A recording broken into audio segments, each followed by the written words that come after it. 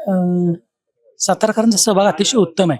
म्हणजे साताराला ऐतिहासिक साहित्यिक आणि ऐतिहासिक दोन्ही परंपरा आहेत. म्हणजे ऐतिहासिक परंपरा जर म्हणलं तर शाहू महाराजांनी ही वसवलेली राजधानी तिथपासूनचा इतिहास आहे. दुपारी ग्रंथदिंडी आहे, ध्वजारोहण, गझल कट्टा, प्रकाशन कट्टा, कवी कट्ट्याचं उद्घाटन, संध्याकाळी ज्येष्ठ साहित्यिकांचे सत्कार, 80च्या वरचे सातारा जिल्ह्यातले आहेत, त्यांचे सत्कार आणि मग नंतर सांस्कृतिक कार्यक्रम आहे आणि 2 तारखेला उद्घाटन, 3-4 ला समारोप. अशा प्रकारे कार्यक्रमाचं स्वरूप आहे. आता आपल्यासोबत आहे कोषाध्यक्ष नंदकुमार सावंत साहेब. तुम्ही आताच त्यांचं छोटंसं भाषण ऐकलं. उत्कृष्ट भाषण होतं आणि जसं आम्ही बोललो, उत्सुकता आता वाढतच चालली आहे की कधी आपलं संमेलन सुरू होत आहे.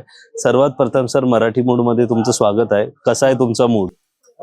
मूड आत्ता चांगलाच म्हणला पाहिजे, ठेवला पाहिजे, कारण संमेलन अगदी तोंडावर आलेलं आहे आणि थोडंसं टेन्शन पण आहे, कारण खूप सारी कामं करायची आहेत आणि बरीचशी झालेली आहेत, पण आम्ही अतिशय उत्साहामध्ये आहोत.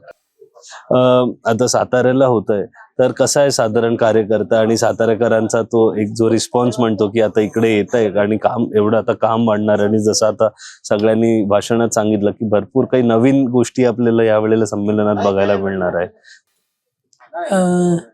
सातारकरांचा सहभाग अतिशय उत्तम आहे.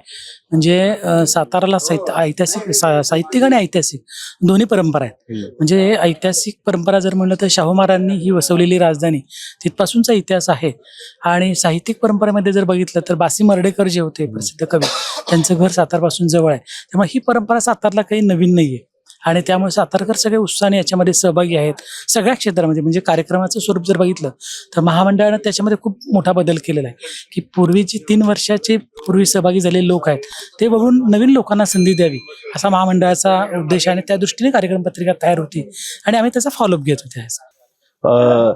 सर, आता तुम्ही आलात, आम्हाला बाईट दिली, सांगितलं, त्याबद्दल खूप खूप धन्यवाद.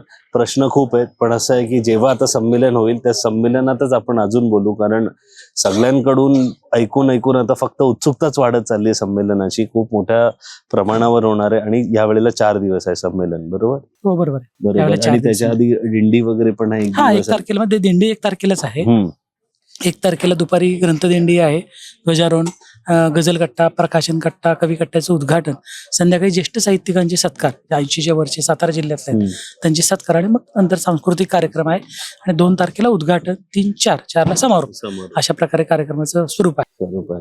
तर अशा प्रकारे नंदकुमार सावंतजींनी आपल्याला सांगितलंय काय असणार आहे आणि काय अपेक्षा ठेवायची. सर, मराठी मूडला बाईट दिल्याबद्दल खूप खूप धन्यवाद. थँक्यू. धन्यवाद. जय हिंद, जय महाराष्ट्र.